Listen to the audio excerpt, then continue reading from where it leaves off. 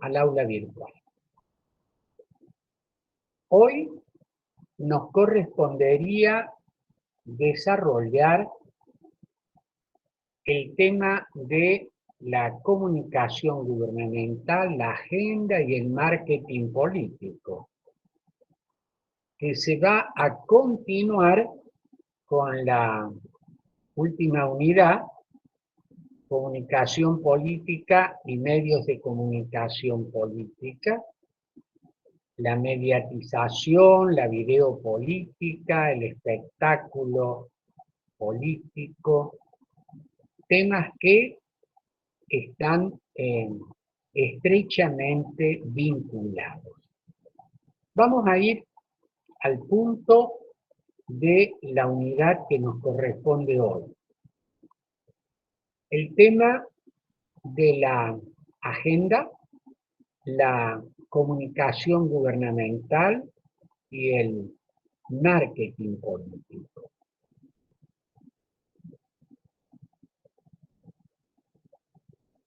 No sé si lo hemos subido al aula, pero si no, lo vamos a subir, un pequeño trabajo sobre la agenda setting y la función de la agenda. No me recuerdo, Emilia, si está. ¿Vos te recuerdas? No, eso no está. Después mándamelo y lo subo. Bueno, porque la idea, ahí va a estar más desarrollado, vamos a tratar de ser bastante sintéticos en la clase de hoy para poder avanzar, es que la agenda que definen los medios, o sea, aquellos temas, como dijimos creo que la clase pasada, o una de las clases pasadas, esos temas que están en el debate público. Recuerdan que ustedes incluso habían puesto una serie de temas de la agenda, ¿no? Inseguridad, pobreza, la justicia, en fin, una serie de temas que van variando según tiempo y lugar, y la gran pregunta que se hace acerca de la influencia que esta agenda tiene en la opinión es que estos temas son los temas de los que se va a hablar, de los que se va a opinar, de los que se va a discutir, pero no significa cómo se lo va a hacer, ¿no? Hay en algunos de los trabajos van a poder ver ustedes que la llamada teoría de la jeringa hipodérmica, es decir, que los medios nos dicen qué pensar y cómo pensar, está hoy totalmente superado. Y se dice, y entiendo que se dice bien, que nos dirán sobre qué pensar, pero no cómo pensar. Naturalmente que esta agenda varía y se va cambiando, como dijimos recién, según tiempo y lugar. Y ustedes tienen claramente la experiencia, lo dijimos clases anteriores, como no siempre estamos hablando de los mismos temas, y estos aparecen, desaparecen, a veces reaparecen en la agenda pública. Quiero detenerme fundamentalmente en dos cuestiones que integran esta unidad. la comunicación gubernamental y el marketing político. Estos, la comunicación gubernamental y el marketing, son formas de comunicación política. Ustedes recuerdan que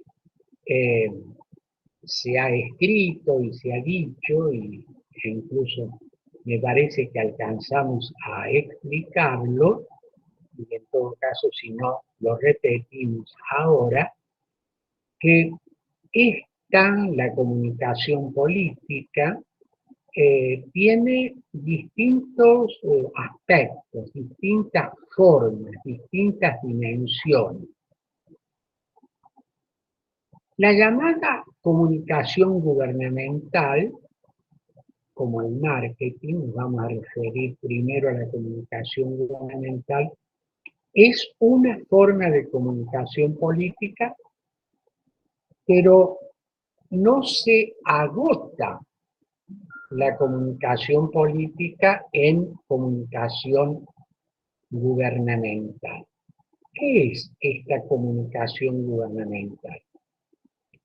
Es el proceso a través del cual los gobernantes informan a la ciudadanía, dan cuenta de realizaciones, proyectos, mensajes, que en gran medida esta comunicación gubernamental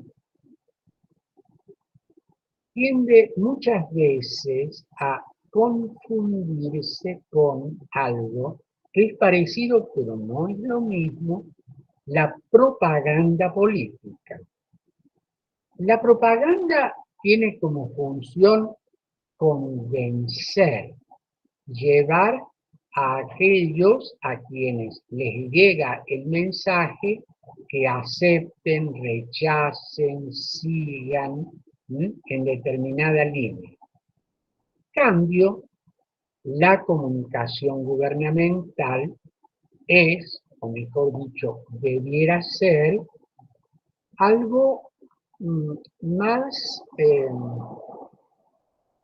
no sé exactamente cuál sería la palabra más apropiada, no querría decir más inocente, más inocua, más desprendida de una intencionalidad de direccionar voluntades de los gobernados hacia una determinada actitud, aceptación del gobierno, por ejemplo.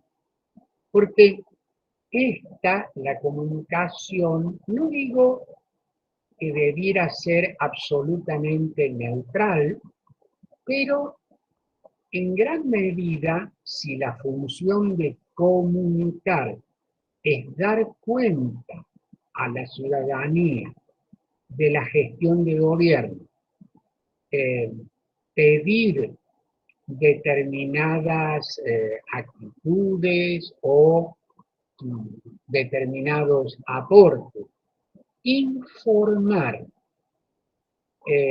indudablemente que esta comunicación gubernamental muchas veces, directa o indirectamente, está vinculada a una actitud propagandística.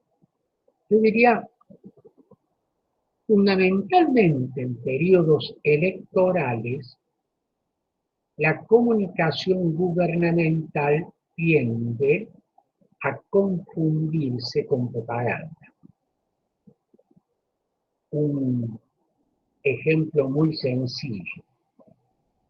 El gobierno anuncia que ha realizado, que está realizando una serie de obras públicas. Nos dice cuáles son, dónde están, los costos, los beneficios. Indudablemente que se está informando a la ciudadanía de algo que se ha realizado. Ahora bien, el tiempo en el que este anuncio se hace, la manera como se hace, muchas veces suena y es una verdadera propaganda electoral. Es decir, miren, estamos haciendo esto, hemos hecho esto, vamos a continuar haciendo esto, ¿no? Acompáñenos, denos su voto, allí aparece muchas veces la figura del gobernante que muchas veces es candidato, por ejemplo, a una reelección o que apoya a determinados candidatos vinculados a esa obra. No hace falta que ponga ningún ejemplo, con solo ver, leer, oír a través de medios y redes sociales. Todo esto ustedes pueden darse perfecta cuenta de cómo comunicación y propaganda están estrechamente vinculados. Por eso es que existe una serie de disposiciones legales que regulan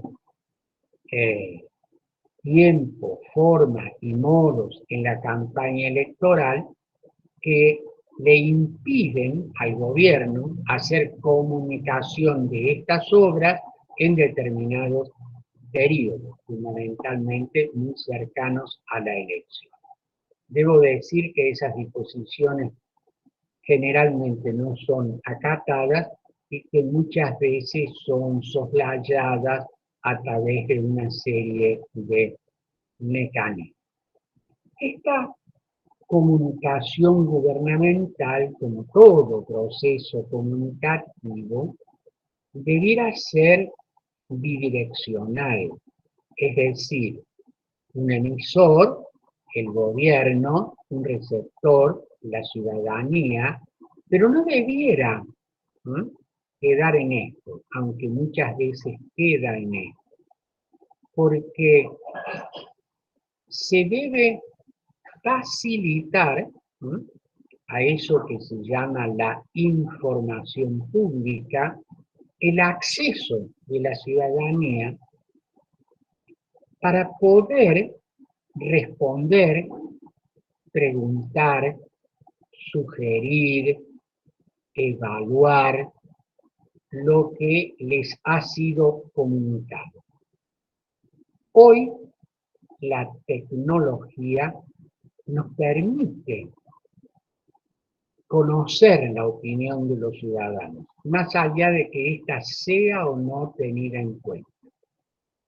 Una vez más digo, y más allá de las posibilidades que como nunca hoy nos da la tecnología de que el receptor pueda responder y pueda participar activamente del proceso, en este caso de comunicación gubernamental, no siempre es debidamente aprovechado, ya sea porque el acceso a la información pública no siempre está disponible, ya sea porque la receptividad a la opinión ciudadana es escasamente tenida en cuenta.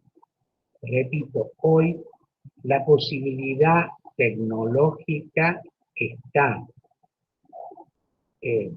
Ustedes tienen un ejemplo, no es exactamente lo referido a comunicación gubernamental, pero algo cuando ustedes hacen un trámite online, ¿no? A través de internet o por teléfono, se conectan con una empresa, con una repartición, etcétera, le dicen habitualmente al término de esta comunicación, a usted se le hará una breve encuesta para poder evaluar la calidad de la atención, lo adecuado de la información, etc. Y se puede responder, ¿no? Es voluntario normalmente, se puede responder a, a esa encuesta y de esa manera hacer llegar nuestra opinión favorable, crítica, o hacer sugerencias. Bueno. La experiencia indica que esta formalidad muchas veces es eso, una mera formalidad y que la respuesta no es tenida en cuenta. ¿Qué modos adquiere la comunicación gubernamental? ¿Qué forma? ¿Qué modo? Naturalmente, el uso de los medios de comunicación, radio, televisión, diarios, periódicos, las redes sociales, y hay una forma de comunicación en el cual se destaca las posibilidades de este feedback entre el que comunica, el gobierno, y la ciudadanía que responde.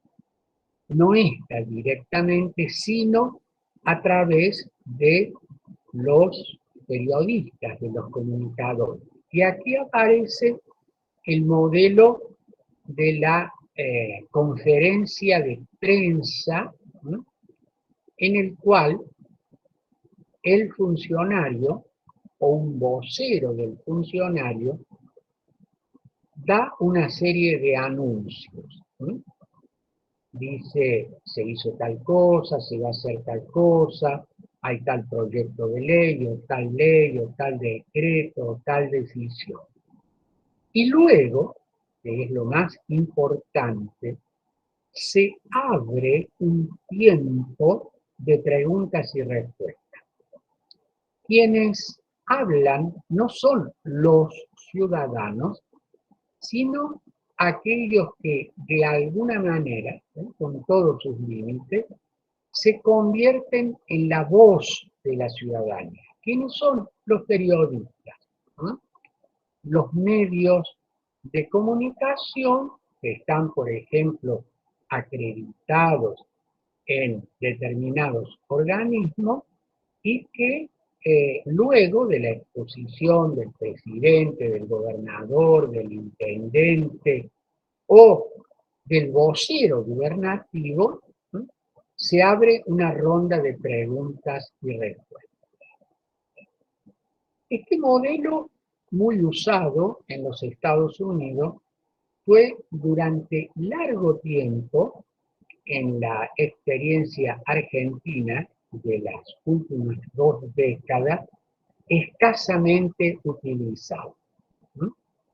Había modelos parecidos en su formato, ¿mm?, a una conferencia de prensa, pero en la que no había preguntas, en la que no había periodistas, en la que no había ese feedback, esa reciprocidad. En los últimos años se ha instalado este modelo en el cual, como es de público notorio, lo han visto ustedes, aparece la figura del vocero presidencial, en este caso la vocero presidencial.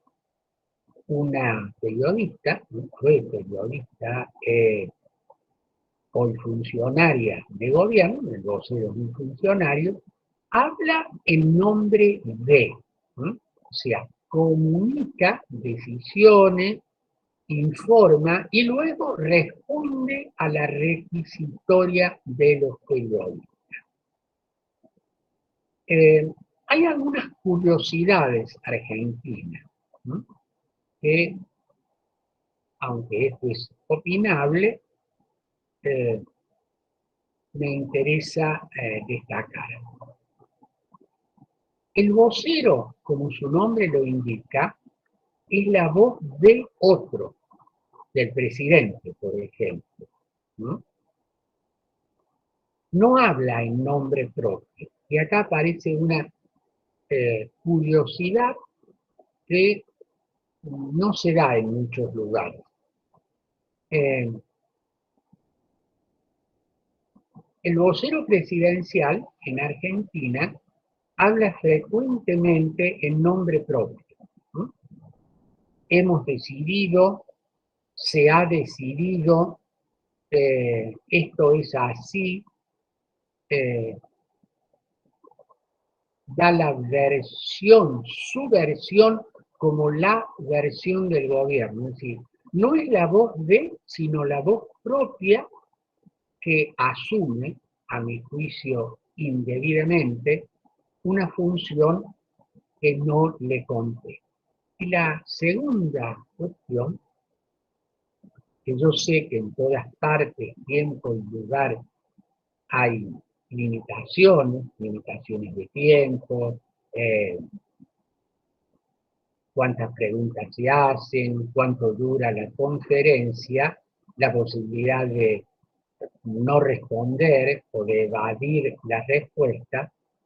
En nuestro caso es bastante frecuente que haya una actitud que yo diría, no sé si la palabra es exacta, la coloco aún a riesgo de dar mi opinión personal, hostil. El vocero muestra una actitud hostil a aquellos que están preguntando. Cuando en realidad este modelo, esta forma de comunicación gubernamental, la conferencia de prensa, debiera ser lo más objetiva posible, más allá de simpatías o antipatías. No me gusta el que pregunta o no me gusta lo que pregunta. No podría responder esto no me gusta. Podría decir la opinión del gobierno es esta, la suya es esta opinión, pero la escucho, la acepto. Es muy difícil que haya reciprocidad en el proceso de comunicación gubernamental cuando la conferencia de prensa se transforma en una suerte de puesta en escena, ¿no? Más que una oportunidad de diálogo entre gobierno y ciudadanía, representada en este caso a través de los periodistas y de los medios de comunicación que estos representan. Ustedes saben también que hoy, con mucha frecuencia, tal vez, y esto es opinable, se hace un uso y abuso de las redes sociales por parte de los funcionarios de gobierno. Y entonces, Twitter, Instagram, Facebook, Telegram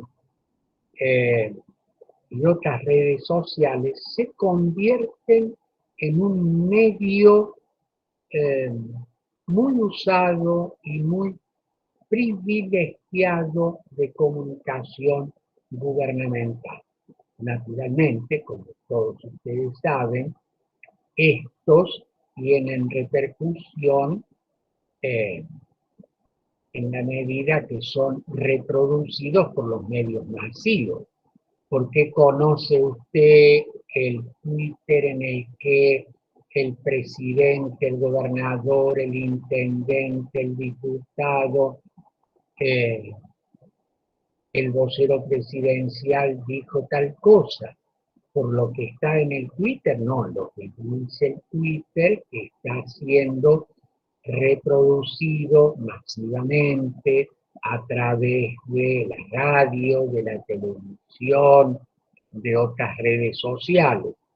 Y entonces, indudablemente, esto, por un lado, facilita la comunicación y también cierra la posibilidad, aunque tecnológicamente es posible, de la respuesta ciudadana.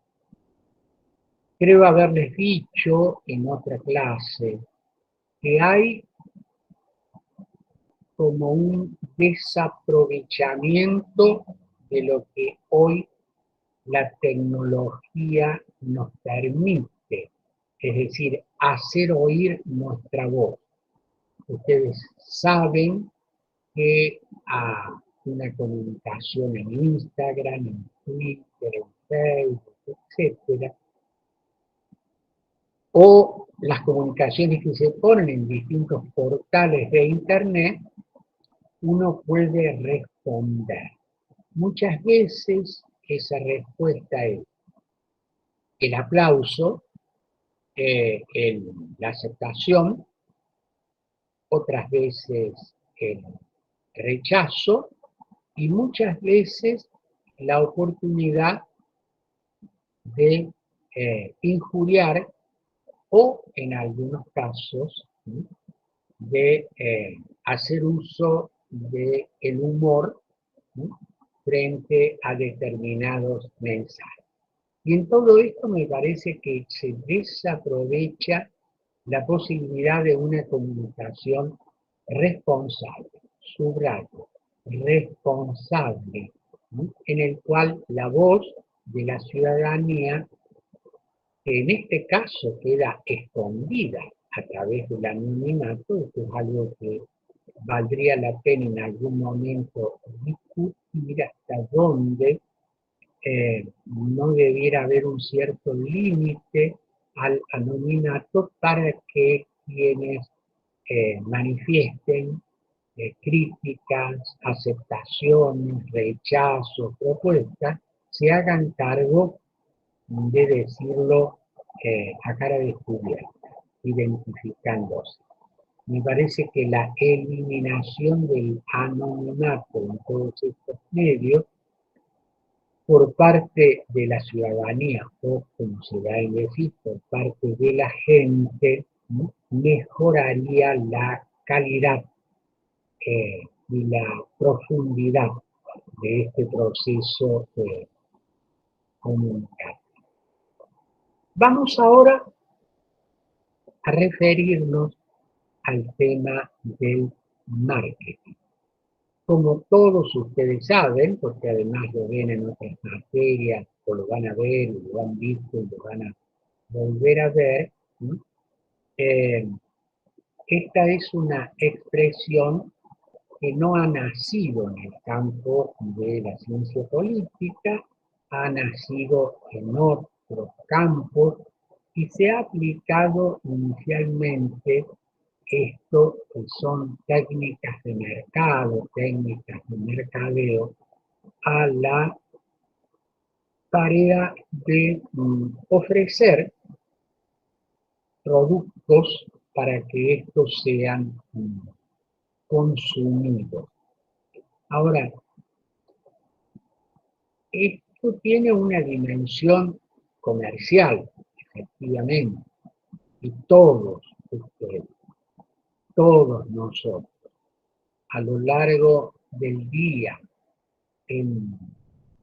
por distintas vías, recibimos los mensajes elaborados con criterios de marketing para que consumamos un producto, compremos determinada ropa, adquiramos este tipo de mochila y no la otra, utilicemos una tablet o una notebook o un iPhone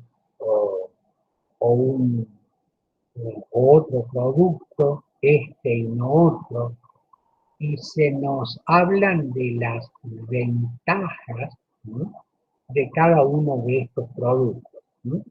El jabón que consumimos, el móvil que utilizamos, el auto que se nos invita a comprar, el viaje que se nos sugiere para relajarnos, el lugar para ir a divertirnos, el lugar para ir a comer, las ventajas de tal o cual producto que se vende en tal o cual lugar y no en tal otro. Todos nosotros, y a través de una serie de procedimientos que hoy la técnica permite, vamos a ser objetos pasivos, recipendarios, de múltiples mensajes y sugerencias típicas del marketing comercial. Todos ustedes saben que si entran a internet y buscan un determinado producto, el que sea, ¿no?, viaje, comida, vehículo, lo que sea, van a recibir como por arte de magia, ¿no?, de manera a veces frecuente, intensa, ¿no?, una verdadera catarata de ofertas, de mensajes, etcétera, porque se nos ha detectado que seríamos potenciales consumidores de tal marca, de tal objeto y demás, ¿no? Y esto se ha desarrollado, uno puede ver, y incluso hay una materia donde ustedes pueden hacer el recorrido histórico desde modelos muy simples, inicialmente de marketing comercial, a la situación actual donde hay técnicas muy refinadas y muy sofisticadas. Pero fíjese que acá no estamos hablando de eso, ¿no? Estamos hablando de marketing, y acá viene un apellido, ¿no?, político. Es decir, estas técnicas aplicadas al campo de lo político, donde se busca, ¿no?, sugerir, convencer, guiar la decisión de los ciudadanos en tal o cual sentido. Y se nos van haciendo ofertas, sugerencias, donde se nos muestra la bondad de algo, la maldad de otra cosa, la conveniencia de elegir A o de seguir tal camino o tener tal actitud en vez de la otra, porque esto es altamente ventajoso y conveniente. Y esto, ¿no?, el marketing político se proyecta en dos campos y dos momentos de la vida política. Un campo es el de la relación gobierno-ciudadanía. Sí, es cierto que acabamos de decir que esta comunicación gubernamental tiene una función informativa, incluso hasta formativa de la ciudadanía. Pero en este campo, ¿sí?, en esta área, cada vez con más frecuencia la comunicación se vale y se sirve y utiliza estrategias de marketing político. ¿Por qué? Porque se está vendiendo, entre comillas, un determinado proyecto, un determinado gobierno, una determinada campaña, una determinada decisión. Y se busca convencer a la ciudadanía que este es la mejor obra y que quien la hace será el mejor candidato y que lo que se nos está proponiendo y no otra cosa es lo mejor. Se nos está, entre comillas, vendiendo un producto. Algunos dirán, y en parte creo que tienen razón, que a la fecha es casi imposible pensar que esa comunicación gubernamental esté lejos, ¿no? O esté separada, o sea, muy distinta de marketing político. La tendencia es a la confusión. El otro campo es en el de la actividad política que la ciudadanía desarrolla, y como dijimos, la política tiene una fase agonal, esa fase agonal es competencia, es conflicto, hay momentos de la vida política en la que esta fase agonal aparece con fuerza. Ese momento es el de las campañas electorales. En la campaña electoral hay una competencia que está regulada, una competencia en la que los actores no pueden hacer cualquier cosa ni utilizar cualquier medio, pero que busca lograr la adhesión de unos y que busca derrotar a los otros, y que se dirime en una elección de la cual hay triunfadores y hay perdedores. Los triunfadores gobernarán, los perdedores constituirán la oposición. En esta fase agonal de la política, que se potencia en las campañas electorales, el marketing ha adquirido una importancia decisiva, ¿no? Lo que se busca es, en este caso, vender un producto. ¿Cuál es ese producto?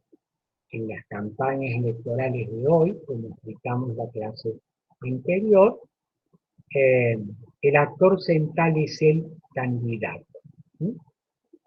Nos están, a través de la campaña, entre comillas, vendiendo un candidato.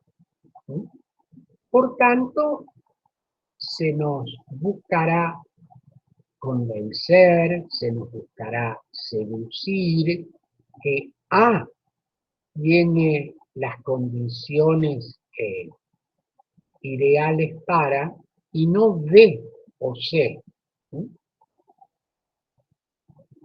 Fíjense que muchas veces ustedes han visto en la campaña comercial para instalar determinado producto, este jabón tiene tales y cuales condiciones, a diferencia de otros que tienen un efecto dañino, en cambio este no afecta tal cosa, el otro sí, y nos están vendiendo un producto y nos están convenciendo de que lo adquiramos a ese producto y no a otro. Todos ustedes tienen la experiencia como ciudadanos que han participado seguramente en más de una elección, que esto que estoy diciendo no es un invento mío o una exageración, sino algo que está en la realidad de todos los días. Y que vamos a ver, en realidad que estamos viendo, en este tiempo que formalmente no hay campaña electoral, no están los tiempos legales para ello, pero que en realidad sí estamos y por tanto las operaciones de marketing político son muy intensas. Dijimos la clase anterior que en el nuevo modelo de campaña que comenzó a usarse en la Argentina en 1983 y que luego se fue potenciando en las sucesivas elecciones presidenciales, el marketing ha ido ocupando un espacio cada vez más central, en el cual tiene mucha importancia no lo que se dice o lo que se propone, sino cómo se lo dice, cómo se lo propone, que es lo que se ve, y por eso es importante cómo la imagen del candidato, la gestualidad, cómo se viste, cómo mira, cómo se sonríe, cómo tiene la mirada adusta, sirve o no sirve, y esto está pensado en criterios fundamentalmente de marketing. El marketing llegó para quedarse y se ha instalado en las campañas electorales y en gran parte de la vida política. No solo en su faz agonal, como hacíamos referencia, sino en su faz arquitectónica, es decir, la construcción desde el poder de un determinado orden de convivencia. Digo esto porque muchas veces en esa tarea que es construir un orden de convivencia a través de leyes, instituciones, prácticas políticas, asistimos a un verdadero vaciamiento de la realidad y estamos en presencia de una creación marketinera de una obra que en realidad no existe. Ricardo, Sí, ¿me dejas un momento decir una cosa? con todo gusto. Antes que se me pase. No, estoy pensando justo en el día de hoy. Hoy, en este momento, está haciendo la apertura de las sesiones del Congreso. Y me parece que sería un ejemplo muy interesante para que después puedan mirar ese discurso, porque si bien tiene que ver con la apertura de, digamos, de una parte arquitectónica, digamos, de la política muy importante, bueno, el presidente va a hacer un discurso que tiene mucho que ver con su gestión y también en un periodo de campaña. Digo, como un ejemplo para pensar esto que estamos hablando, ¿no? Porque si bien es un discurso importante porque tiene que ver con la apertura del Congreso, se cruza y se está cruzando, de hecho ya yo escucho acá de fondo que lo están escuchando en mi casa, y bueno, con eso se cruza con un mensaje de campaña también. Bueno, tu observación, Cecilia, es muy pertinente y tal vez por un proceso de eh, comunicación telepática, que sería otra forma de comunicación, estaba pensando lo mismo. eh, por eso me pareció muy valiosa tu intervención, porque en lo que es el tema de hoy y lo que va a ser el tema de mañana, la videopolítica y la mediatización de la política, lo que está ocurriendo hoy mientras nosotros estamos acá en esta clase virtual, está llena de actitudes, de gestos. Hoy seguramente los alumnos van a poder, me anticipo al tema de mañana, de hoy, los alumnos, todos nosotros vamos a asistir a una serie de comentarios. Y en esos comentarios habría dos cosas: contenidos, lo que se dijo, lo que se hizo, lo que se va a hacer. Y en el otro lado, que va a ser más importante, que todo el tema de la gestualidad. ¿Qué cara hizo tal? ¿No? Y aunque diga tal, estoy haciendo referencia a quien preside constitucionalmente la sesión, que es la vicepresidenta. ¿Eh? ¿Qué cara hizo cuando el presidente dijo? ¿O qué cara puso el presidente cuando tal? O el rostro de los diputados y senadores. O eh, aplausos, carteles, es decir, gestos, actitudes. eh, y esa gestualidad muchas veces eh, tiene más peso que lo que en realidad se dijo, ¿no? Y por supuesto, este tema del marketing, ¿no? Como vos decías y decías bien, Emilia, lo que está ocurriendo hoy, 1 de marzo, es un momento especial de la política arquitectónica, ¿no? Lo que se llama en los Estados Unidos el discurso a la nación, que es cuando el presidente, que en realidad es la única vez que durante el año se dirige al pleno del Congreso, a diputados y senadores, eh, dice básicamente lo que se ha hecho y anuncia lo que se va a hacer, ¿no? Y esto, mucho más en el último mensaje, que es el último año electoral, aparece un fuerte tono de campaña, ¿no? Si el propio presidente o el signo político al cual él pertenece está en campaña y va a utilizar toda una serie de recursos para convencer, ¿no? De nuevo, el famoso tema del producto, ¿eh? Compre este auto, no vaya a comprar el otro, ¿no?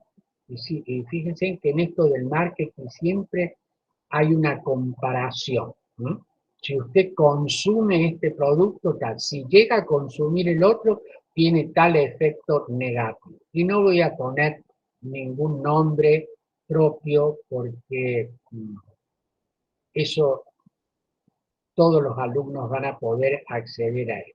Y entonces es cierto, es bueno utilizar estos ejemplos para poner en relación lo que nosotros estamos explicando teóricamente con lo que está pasando en la realidad política.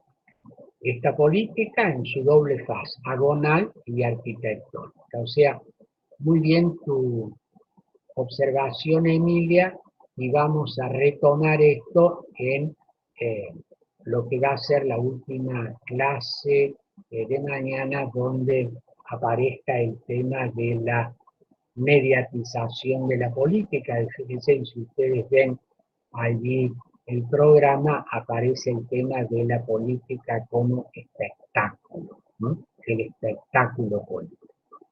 ¿Sí? Y para que no nos asustemos, no creamos que esto es algo nuevo, ¿no? Está en la naturaleza de la política. Bueno, no sé si tienes alguna otra observación que hacer, Emilia, te escucho con todo gusto. Y no, me parece que Córdoba, por ejemplo, es una provincia que tiene muchísimos ejemplos de comunicación gubernamental, pienso, no se me ocurre. Cuando hace unos años, 2016, no sé si te acordás, Ricardo, que había unas pancartas muy grandes que decían estamos recuperando el alma de la ciudad, y que eso después siguió con una serie de obras en las plazas, ¿no? Recuperación de espacios verdes. Y ahora hay un cartel gigante, enorme, que dice completamos la circunvalación, punto, 2 veces. Y en muchos de esos carteles, al lado hay está la cara de Martín Yarlor y Daniel Pacerini. Digo, hoy hay muchísimos ejemplos para pensar esta relación, incluso entre comunicación gubernamental y marketing político, que como vos decís, no es una relación, digamos, que podamos distinguirla, ¿no? De manera acabada, sino que se cruzan todo el tiempo y bueno, y hoy asistimos a ese momento. Y digo este ejemplo en Córdoba porque ha pasado algunas veces en los exámenes que cuando hablamos de comunicación gubernamental les decimos, bueno, brinden un ejemplo de la provincia. Y se quedan pensando, y estamos llenos de ejemplos, entonces también está bueno empezar a mirar, ¿no? Cuando circulamos en la calle, todo lo que tenemos, porque Córdoba hace mucho uso de esos mensajes con grandes carteles que están ubicados en puntos muy estratégicos de la ciudad. Eso quería decir, agregar eso. Bueno, sí, está muy bien, efectivamente, y es importante que el alumno se acostumbre a ver, ¿no? A oír, a analizar lo que estamos viendo teóricamente aquí en la materia con lo que está ocurriendo en la realidad, ¿no? Tanto lo que vos decías, Córdoba, y los mensajes también del gobierno nacional a través de redes, televisión y demás, que nos están mostrando incluso cosas que inicialmente no, no sabemos de qué se trata, ¿no? Nos muestran, no sé, personas haciendo tal cosa y demás, hasta que descubrimos, bueno, esto es lo que pasa porque el ANSES, el PAMI, el gobierno ha hecho desde desde cosas que a veces producen sonrisas o a veces producen fastidio. ¿No?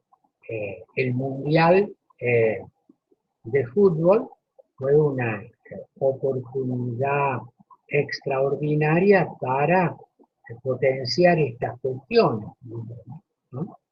Y así vimos cómo la obra social de jubilados se jactaba hasta el día de la fecha de haber contribuido al triunfo del Mundial. Fíjense que desde el punto de vista racional, ¿no? Esto es una estupidez, ¿no? Me hago cargo de lo que acabo de decir. Nadie puede decir razonablemente que el triunfo de un equipo de fútbol se debe a que un grupo de personas mayores estaba chiflando con una bubucela o estaba disfrazado con un gorrito, ¿no? ¿no? Pero esto muestra o trata de mostrar empatía, asociar un acto simpático, un acto multitudinario con determinada franja de la ciudadanía a la que se le están debiendo cosas importantes, ¿sí? Y entonces como diciendo, no, pero mire que acá en realidad ustedes están contribuyendo a tal cosa. Y así se podrían multiplicar ejemplos de uno o de otro lado, de una u otra actividad, ¿no? Esa eh, recreación muchas veces de la realidad, que es lo que va haciendo el marketing, al cual nosotros, por eso insisto con la relación del marketing comercial. ¿Mm?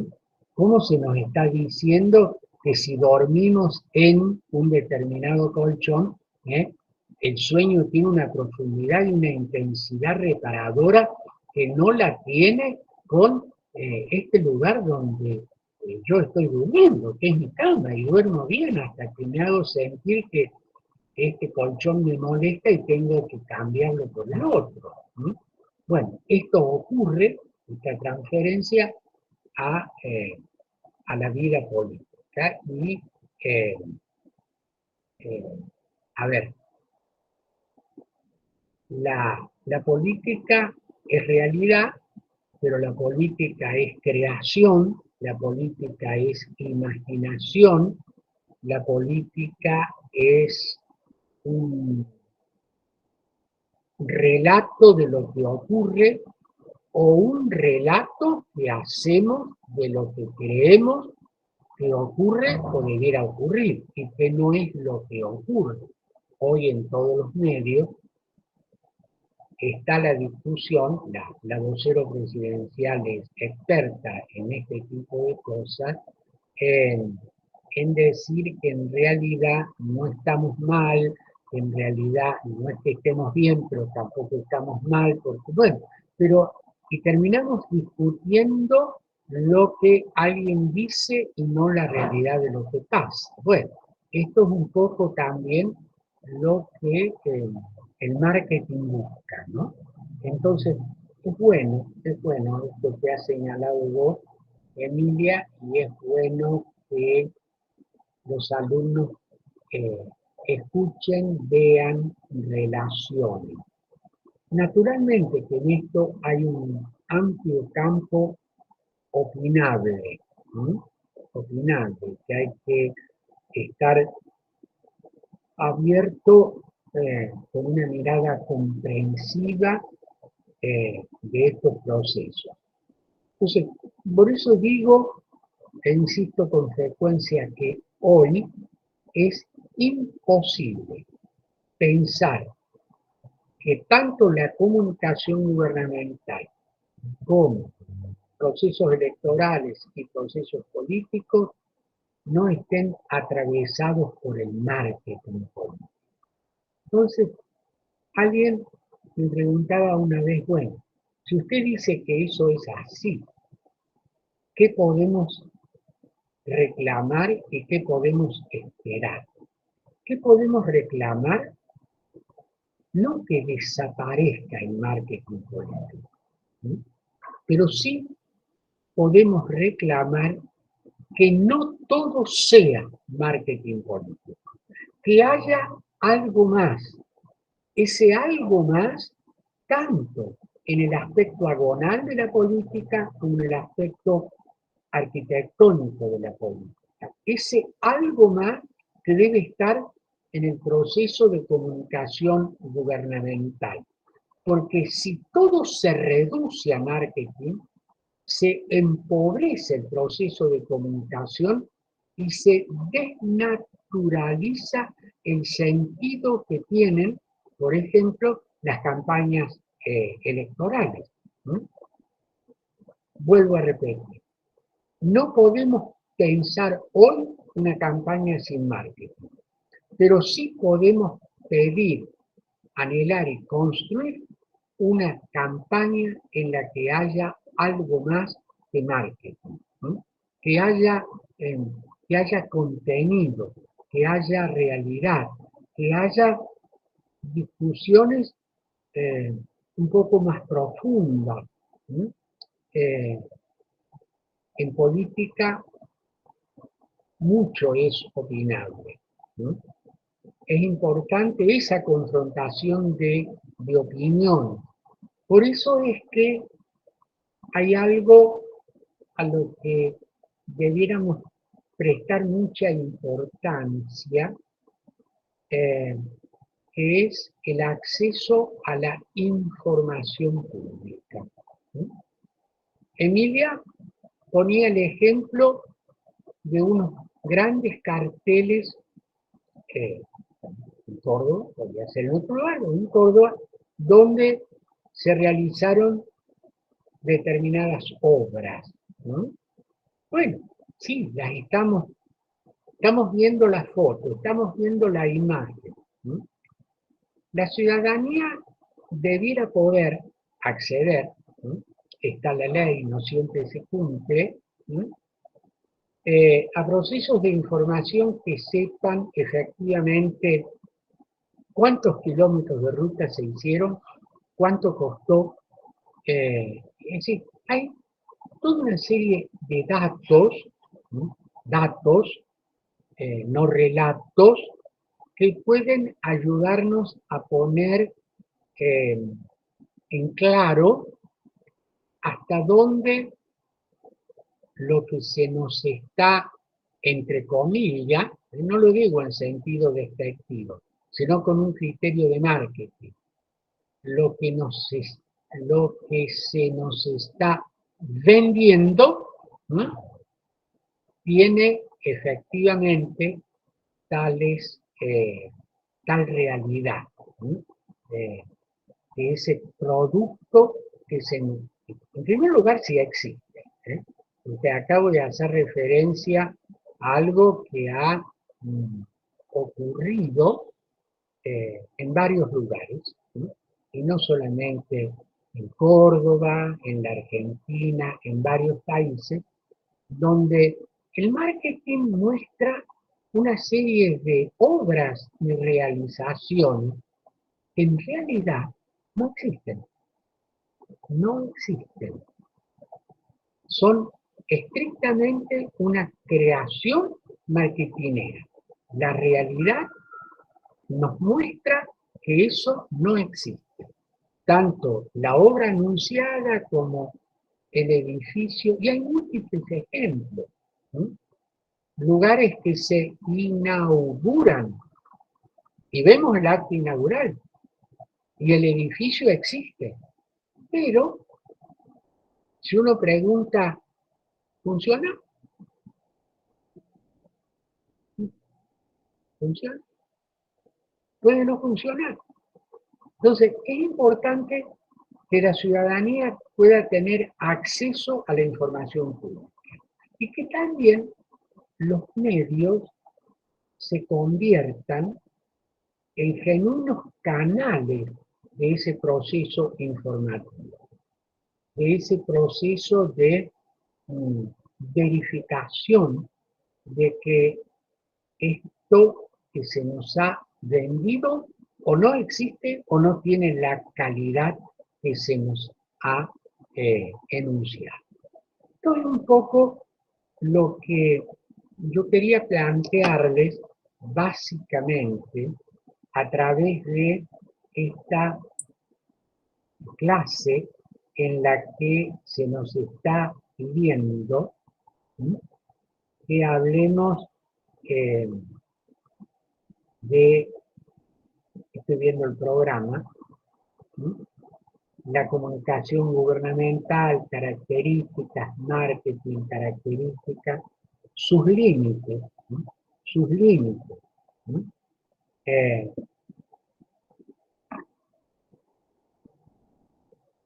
Hay una... Bueno. Profe, Sí, Marisa. ¿Cómo anda? Disculpen. Muy bien, Marisa. Yo estoy en un... Hola, Emi. Ahí en lo del acceso a la información pública, no sé si se me escucha bien, es tal vez una de las tareas... Perfectamente, Marisa. Ah, gracias. Es tal vez una de las tareas que nosotros como comunicadores tenemos, porque cuando hablábamos y lo que vemos en la carrera, siempre les planteamos que es importante buscar información, que hay que leer todos los medios. Algunas de las cosas tal vez más acá en Córdoba, creo que es graduado de nuestra facultad, profe. Está Sergio Carreras, que es un periodista, creo, no sé si sigue estando en La Voz del Interior, porque sé que trabajaba en un organismo internacional, que sabía usar, cómo mostrar, cómo es entrecruzar la información, cómo tomar, por ejemplo, todo lo que son las bases de datos que va publicando lo que es el famoso gobierno abierto, que Ceci es especialista en eso, cómo se va mostrando la información, cómo se muestran los tabulados de lo que es la implementación del gasto público. Pero también, por ejemplo, una de las cosas, uno de los últimos problemas, no sé si sería el último, pero uno de los grandes escándalos que surgieron en el gobierno de Alberto fue el tema del famoso cumpleaños, que coincidía con el decreto, y un periodista, que si bien es alguien partidario, eh, en Twitter se llama Gonza River, fue el que se sentó y pidió el acceso a esa información. Esa persona tiene un portal y empezó a entrecruzar los datos, pero además empezaron a hacer el seguimiento de las redes. Y al entrecruzar la información salió esta ley de acceso a la información. Yo me acuerdo que cuando he leído, surgió a raíz del pedido de una ONG que quería saber cómo era el tema de las visitas que se daban a la residencia de Olivo y a Casa Rosada, porque tenían que ver con unos casos de corrupción que después, hoy creo que están en la justicia, no lo recordaría bien, pero tienen que ver cómo nosotros podemos usar todas las herramientas, no solamente pensar que eso lo puede hacer alguien, no sé, que trabaja en un supermedio, sino que a veces cada ciudadano le puede pedir a las distintas dependencias del Estado, siguiendo un tema X, tal información. Y cuando vos empezás a entrecruzar, y así parezca tonto, en un simple Excel o papel y lápiz y a buscar la información, te pueden salir los datos que te llevan como periodista a presentar una buena nota basada y fundamentada en datos, no en lo que dice un periodista, lo que dice Twitter o lo que dice un político, sino en la base de cómo se pudo implementar, que es lo que usted estaba planteando. Hay, por ejemplo, en Argentina muchas críticas a los hospitales y se dice que se hacen un montón de hospitales, pero un hospital es la estructura. Yo pagué para que se haga ese edificio, para que, no sé, supongamos ese edificio esté en el impenetrable chaqueño. Voy a dar un ejemplo que sea lejos de una ciudad, pero esa es una parte. La puesta en funcionamiento empieza cuando yo puse al personal de salud, cuando se compró todo el material, la tecnología que lleva adentro.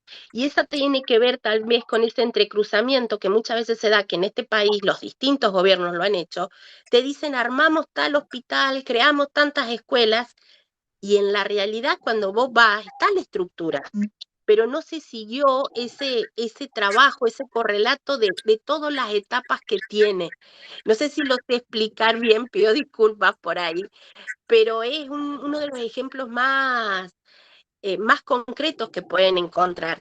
El acceso a la información, no solamente nosotros los comunicadores la tenemos que llevar adelante, que es el hecho de seguimos un tema, pero más allá de, no sé, de buscar por distintos medios, porque a veces la información te llega, ya está registrada, es cuando uno le pide, le manda al Estado o al área o a una secretaría, yo digo el Estado, le mandás, qué sé yo, a una dirección el pedido de esa información. A veces te la acercan, a veces no, pero es un disparador. También te fijas en lo que dice el boletín oficial, fijas en lo que por ahí dice la oposición, en lo que dicen terceros que no tienen nada que ver. Por ahí capaz hay una ONG o hay un particular que te da una visión distinta. Entonces vos de ahí podés ir sacando y obteniendo todos los datos que te pueden servir para armar, no solamente, o sea, en nuestro caso, para armar y presentar un tema como nota.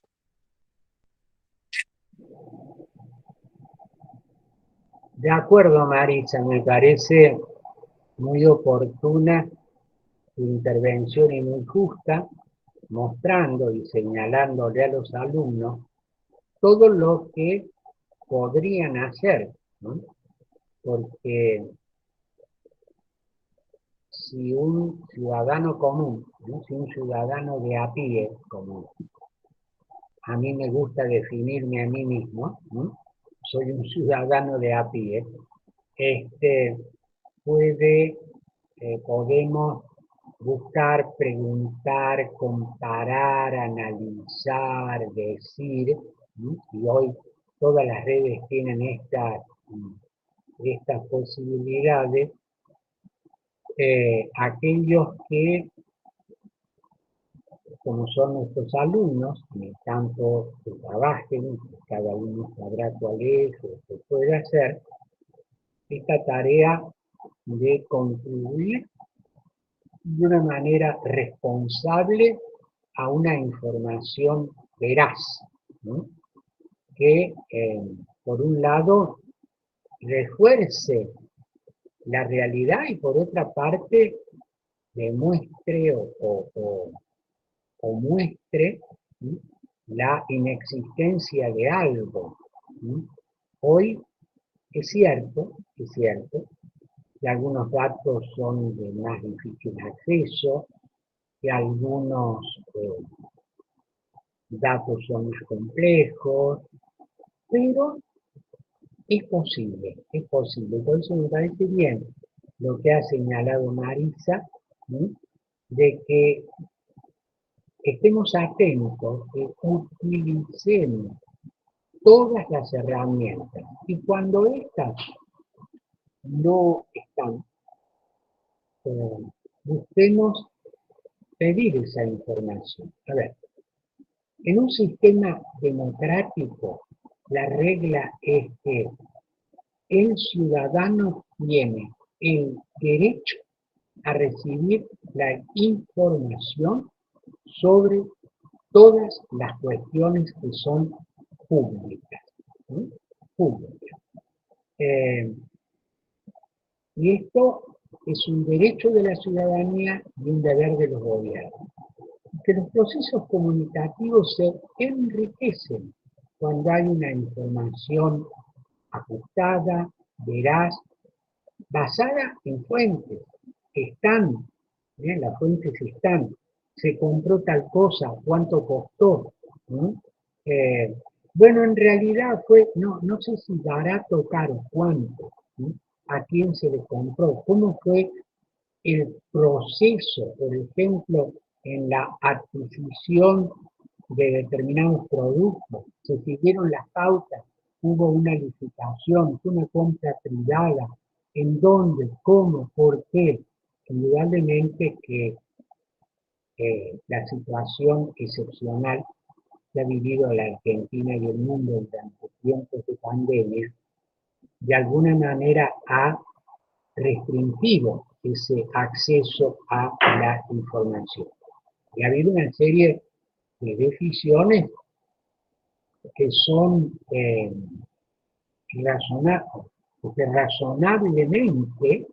razonablemente debieran hacerse rápidamente y algunos procedimientos que debieron sortearse.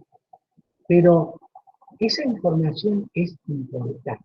Yo sé que cada vez que uno pone un ejemplo, puede herir sensibilidades e inclinaciones políticas muy legítimas que tiene cada uno de los alumnos, y en este sentido me he impuesto siempre ser lo más respetuoso, por eso soy muy cuidadoso con los ejemplos. Y aún a riesgo de producir alguna molestia, voy a dar un solo ejemplo del tema del acceso a la información y de la necesidad de discutir en base a datos. Ustedes saben que durante la pandemia, una vez que la ciencia puso a disposición de las ciudadanías, de los gobiernos, de los países, las vacunas, se produjeron una serie de discusiones en Argentina y en muchos países. Pero me voy a referir a una discusión. En un momento dado, esto tuvo estado parlamentario, la hoy presidente de la Cámara de Diputados, la diputada Muro, se opuso a la adquisición de una determinada tipo de vacuna porque decía que la empresa que la fabricaba exigía una serie de cuestiones que debía cumplir el gobierno argentino. Y ahí entramos en un campo en el cual la discusión política, los relatos, la fantasía llevó que se dijera, pongo comillas que está en los medios, que si se adquiría esa vacuna peligraban los glaciares argentinos. Bueno, entonces, si uno tiene la posibilidad de acceder a la información, ¿sí? ¿Qué es lo que reclaman, qué es lo que se reclama, etcétera? Puede ver cómo ciertas cosas que se dicen, más allá de intencionalidades políticas, son o no realidad.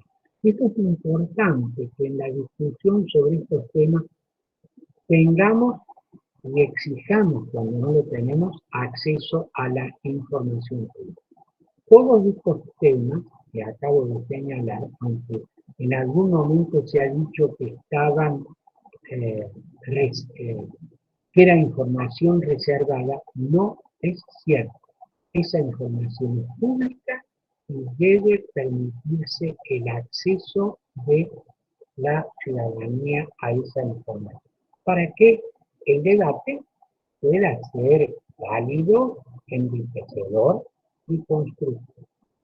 Esto un poco siguiendo las ideas de lo que Marisa nos acaba de decir. No sé si hay opiniones, críticas, sugerencias sobre estos planteos que acabamos de hacer.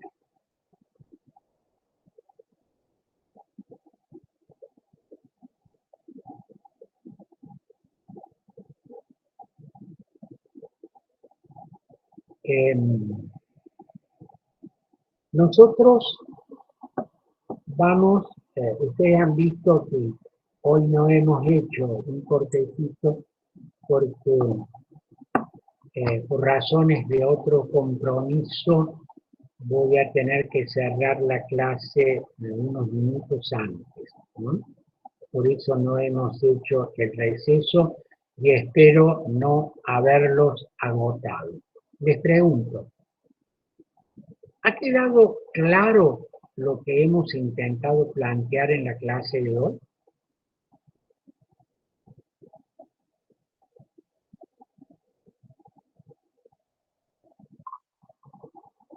Sí, profe, me dice Silvana Lorena. ¿Alguna otra opinión?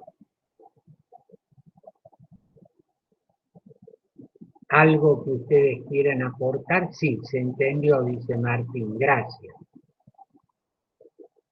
Cande dice sí, Cecilia también. Comprendido, dice Natalia, muchas gracias. ¿Alguno de ustedes quiere hacer alguna consideración o aporte sobre lo que han oído? ¿O quieren escribirlo en el chat?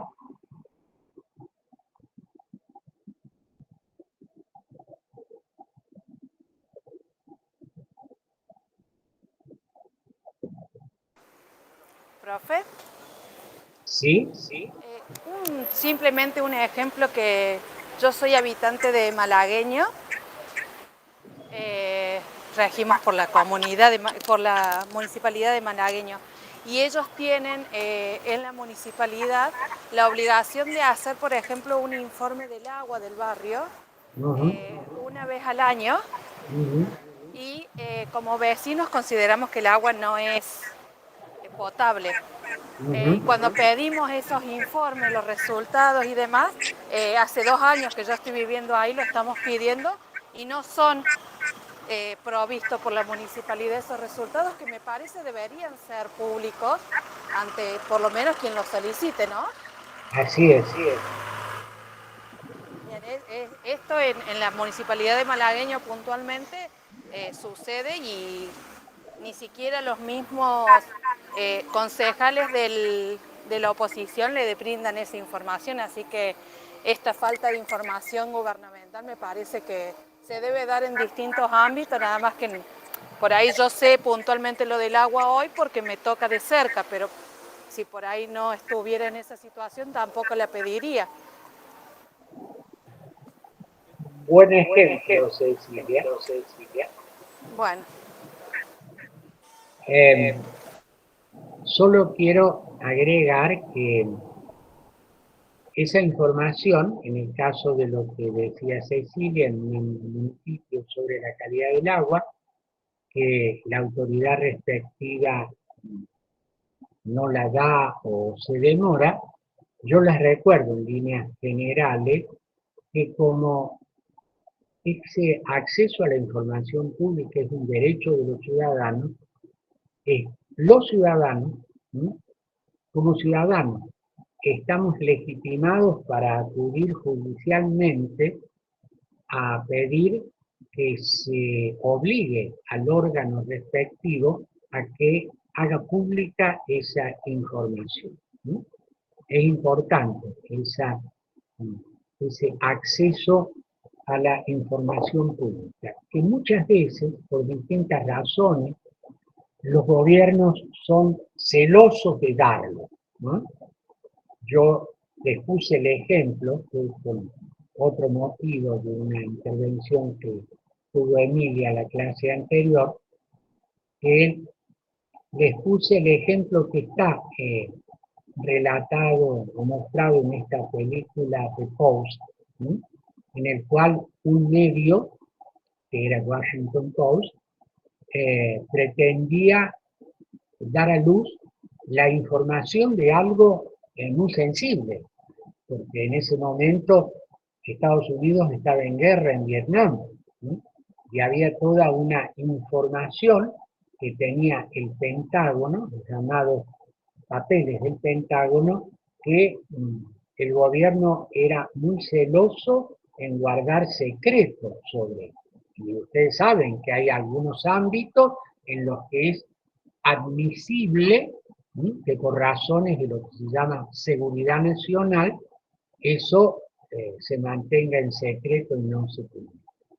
El Washington Post accede a esos documentos, procura publicarlo, el gobierno se opone, se da una batalla judicial que termina resolviendo la Suprema Corte de los Estados Unidos en un fallo paradigmático, y que es importante que lo conocieran todos los periodistas, en el cual la Corte decide que de acuerdo a la primera enmienda que garantiza la libertad de expresión, que está en la Constitución norteamericana y está en nuestra Constitución, los gobiernos no pueden prohibir esa información y los tales papeles se publican.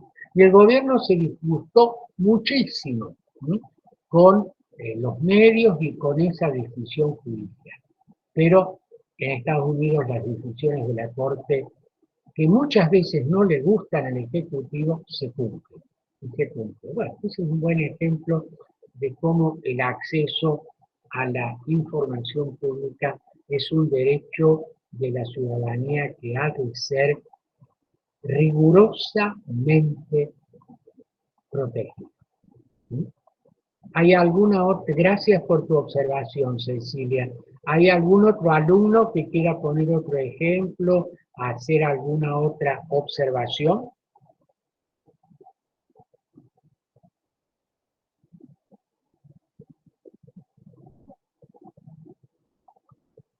Bueno, la próxima clase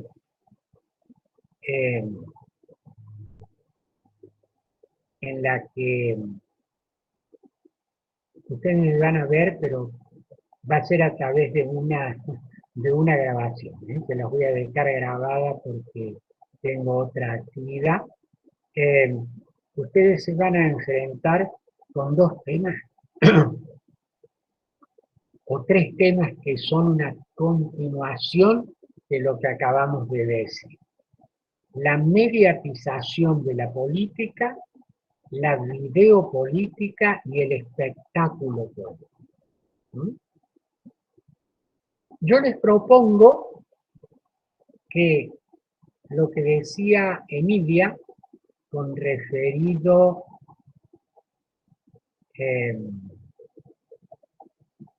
Emilia está poniendo un aviso. Sí, Emilia, ¿querés decirlo públicamente?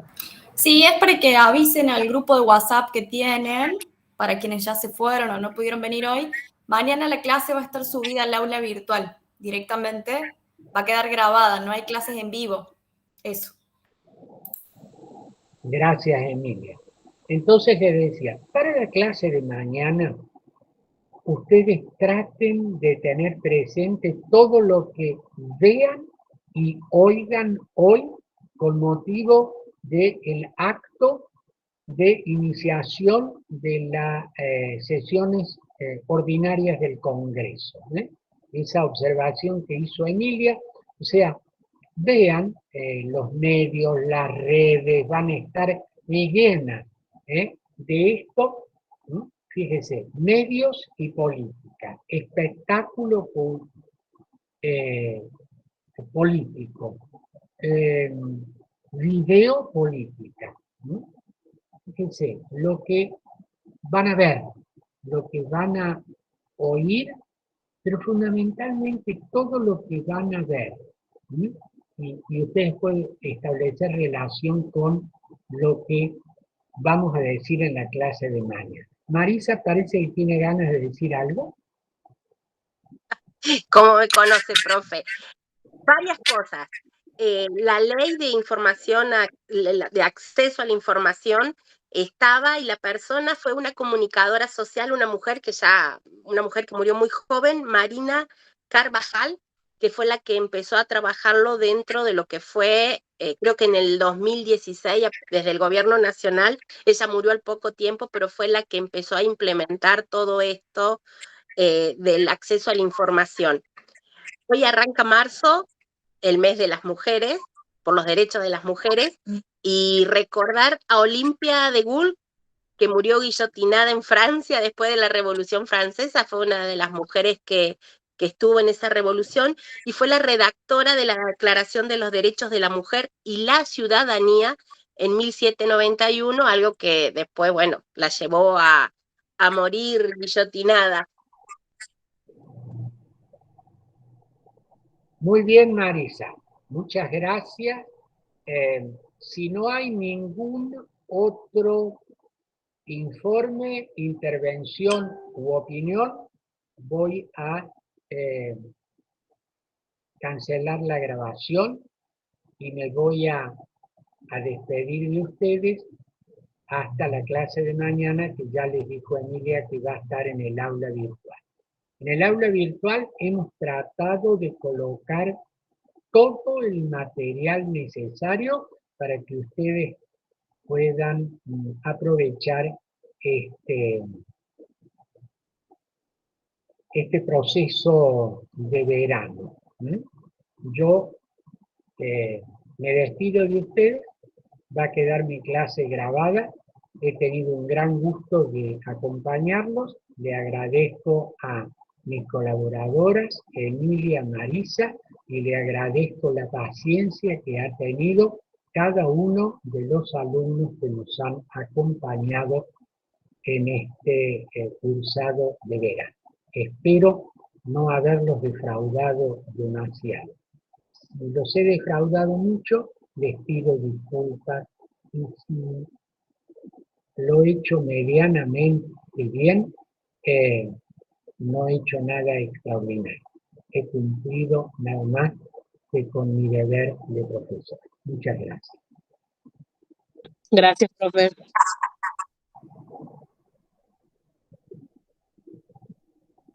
Gracias, profes. Que tengan un buen día. Muy bien.